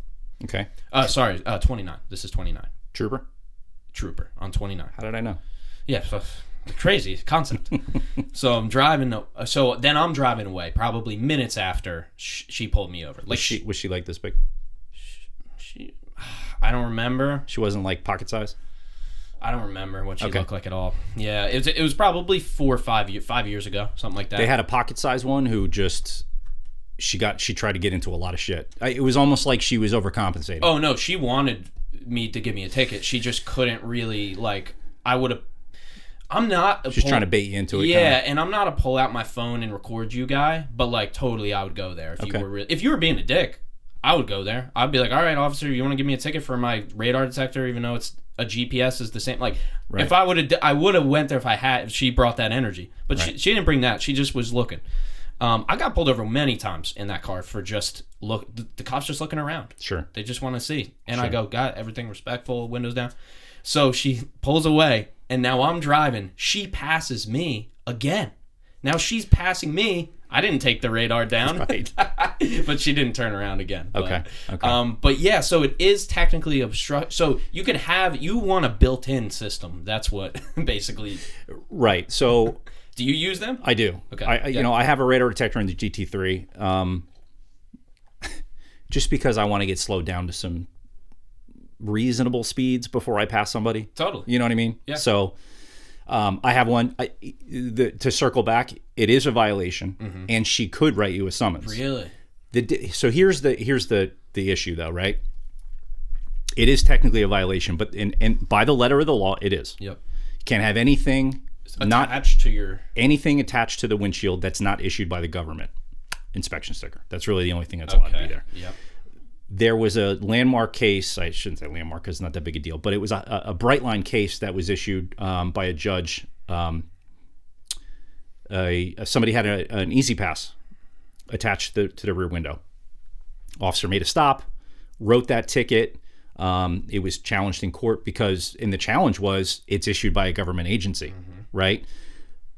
The prosecutor was saying it's not. That's a quasi-government agency. That's not a government agency. So it actually got appealed, and a court decision was made that the judge said, quasi or not, it's close enough. Can't issue for Easy Pass on the windshield. So the issue is, from I understand where you're coming from a motorist perspective. From a police perspective, the letter of the law it's a violation, but the spirit of the law, right? If she writes that ticket, and it turns out that you're a politician's kid, right? And then her boss gets a call from somebody in Trenton. It looks like shit. Yeah. Right? It looks like shit. Now, if she stopped you for doing 25 miles an hour with the speed limit and she wrote you that ticket, she's going to flip that because every summons that you're issued, there's an officer copy that I can put notes on. So when sometimes I go to court 4 months later. Yeah. But I can write on there, stop for 75 and a 50. Subject was on his way home, not impaired, issued a summons for the radar detector. So when you come to court 4 months later and I don't really kind of remember, I go to that and go, well, I did, but I wasn't being a dick that night. I gave him a break, right? Yep. So then the prosecutor goes, nah, pay the ticket. So that's okay to give. That's also a question I guess I have. Is like in terms of giving, pulling somebody over for one speed and then giving them a more arbitrary ticket. Like, does that happen a lot? Like, is that just based on the person's like if they're nice to you? Like, it seems to be, for me, I've gotten one speeding ticket, man. Okay. I've had, my radar has gone off going well over the speed limit. and cop didn't even pull out, right? So many times. Okay. So many times meaning like 3 or 4. Did your radar detector go off? I'm saying I've passed cops going well over the speed limit, radar's going off, and they don't even do anything. Okay. I was in a situation where I was going probably like 14 over. Residential. Okay. Radar was unplugged. Okay. Didn't see him. College town where I went to school. 8 o'clock at night. Guy's really, really nice to me. And came back and gave me that ticket. Like, I've not gotten pulled over going so much faster. Yeah. And this one guy could have given me just something arbitrary. Right. Hey, seatbelt. Could have helped me out. Right. I'm not doing anything. I've never gotten a ticket. This is the first ticket in my life, too. Mm-hmm. And it's like, dude, I would have been good. Like, my insurance would not have got up. So I'm also like, and it seems like all this stuff is black. Like, it's not black and white, you know. It's not. And I mean, I've had these questions before. There's a good probability that that guy on that residential street was there because somebody complained of speeding vehicles, right? So if the little old lady on the corner is calling every day going, there's people speeding on my street, why don't I see more cars on my street? And then his sergeant details that officer, you're going to sit on that street for an hour? And it's a school, too. So there you go. School road. So he was probably detailed there. Yep. Was he parked or moving? He was parked when I passed him. So he's parked. At the end of a street, though, not in a back spot. Like, Right. he wasn't sitting, but he was sitting at the end of a street, yeah. Right, but he's parked watching traffic, Specifically, right? yep. So he's probably sitting there in response to a complaint. So the ticket to you is both showing his boss that he's doing his job, and also when the little old lady calls next week and says, we did take I still had, kid that's right. And they can say, no, Officer so-and-so sat there from 7 to 8 last night and he wrote 2 tickets. I'm just surprised since I had no tickets or nothing, and anything. And listen, But he could same have wrote you something else. Totally. But it may explain it. It was Galloway. Galloway Township. And they are notorious for pulling people over and being hard on you. Yes. South Jersey's different, man. It is, but everybody down there, every car guy either has a 5-liter Mustang or a Camaro. That's all they have down there, or a Subaru. That's all they have. They all have the same car. They all drive the same cars. That's what my thing is down there. I'm like, somebody get a different car, you know? But I would go to meets down there, and the car scene is legit down there, especially lowered cars because the roads are a little bit better for that. I went to ACO Speedway one time. Yeah. For some, I don't even remember what the hell it was, but it was some VW weekend thing, and it was like a nice Saturday, and decided to take a ride down. It was a shit show. First of all, I couldn't believe how many people were there. Yeah. But I mean, there had to be 500 cars there. It's a different country. It's basically it's like West Virginia. It is. I've been deep. Unbelievable. I've been deep down there too in my. So and it was a lot of like Philly people and like Newcastle, Delaware, and it's Delaware's like an hour from there, right? Hour and 10, right? So it's very different. But yeah, South Jersey is very different. South Jersey cops are different. Yeah. I that's where I got my ticket. I never had a problem up here. So, and it's just like I had a phone call about a potential job that I was going to be working, and it was just going to be like a little side work, and I knew the guy was a retired cop who was going to be calling me to interview me for the job, but I didn't know where he retired from. Yeah. Within 30 seconds on the phone, I knew he was a South Jersey cop, and it was like 30 miles within Philly. Like, due to his accent, the way he talked to me, and it turned out he worked in a Gloucester County department, like right off 295. Yeah. So it's different. It's different. I mean, it's very different. And the guy you're passing up here, right, at whatever 20 speed, like you pass him at a speed that you thought you were going to get stopped, and you didn't get stopped. Yep. He's either arguing with his girlfriend on the phone, he's finishing dinner, he's finishing a report, or he's got to take a shit and he's got to go back to the stage. Like there could be 100 reasons that he's not bothering with you. Yep. You know, most of and in those moments too, sometimes it would be a Sunday night, 2:00 in the morning on the Parkway type of thing, where it's like, I'm in the right lane, dude. I'm just, I'm going home. I think that's half the battle, man. Yeah. Like, seriously, like right lane, that's half the battle. Yeah. How many people get pulled over in the left lane? Not as many as you should. Yeah. That's for sure. Yeah, for sure. But on the other hand, how many semi-trucks are in the fucking left lane? Get out of there. Right. What are you doing? I know. But they've been driving for 7 hours. They don't care. No. So you got to contend with that too. So did you do mostly highway, or did you do county roads? And stuff I did. Raritan Township is a good mix. 202, 31, Route 12. and then obviously a bunch of county roads. We would be so scared of you guys on 31. We were intimidating back in the day. Dude, I mean, you could have followed me in my GTI. It's possible. I would have had a different life if I got pulled over that day. I drove back in my other days. Yeah. I lived a different lifestyle for sure. I get it. But yeah, man, we didn't fuck around with 29, 31, or 12. Nope. I would go out in PA if I wanted to mess around. Right. Even it's like no man's land out there. Yeah, exactly. It's like I could drive around circle there. I mean, there's nobody there. Oh. No, I've ridden a motorcycle around here. Just picked it up the day of. Yeah. No, I was less of a highway guy than most, but I think in my younger days I was more of a highway guy. That's where the traffic was. I was looking to get into stuff. As I got older and as I retired as a sergeant, so I was a supervisor. And the younger guys were then out on the road doing the stuff, and I was either backing them up or helping them with arrests at the station, doing complaints so. But I also, as you get older, you get better at the job. You know what to look for, you know where to look for it. So I could cruise through the condos at 2 a.m. and get into something if I wanted to. Mm-hmm. People, you'd have kids that wouldn't smoke. This is back when marijuana was illegal.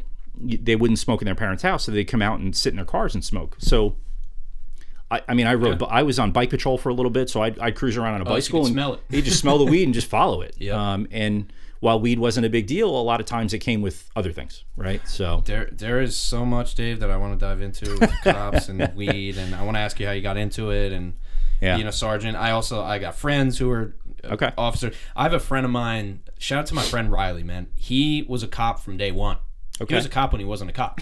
You're like, that guy's a cop. Right. So he was one of those types, man. I'd love to go in. We're at like an hour and a half. So thank you for doing this. Yeah. I really appreciate it. I just want to bookmark all this stuff. Okay. So we can have you on again if you don't mind. I would love to come back. This was fun. Yeah, man. You could do more podcasts too. Absolutely. Why not? That's the start. So, but now I guess to end on this note. So you're doing more like security work, you said now, or like what do you? It's I'm driving for a family who own a bunch of businesses, and so they need a driver. They have a lot of meetings in New York City. They appreciate having a retired law enforcement officer because I can still carry a weapon. I'm driving nice vehicles, driving some VIPs here and there. So they just like the fact that they have a retired officer to drive. So the personal security side of it is a little loose. It's really just professional driver, but the schedule is great. They kind of have a pool of drivers where if I'm not available for a day, then I don't have to commit to it. So it's a really flexible schedule, which gives me time to do other things and drive your 911. Exactly.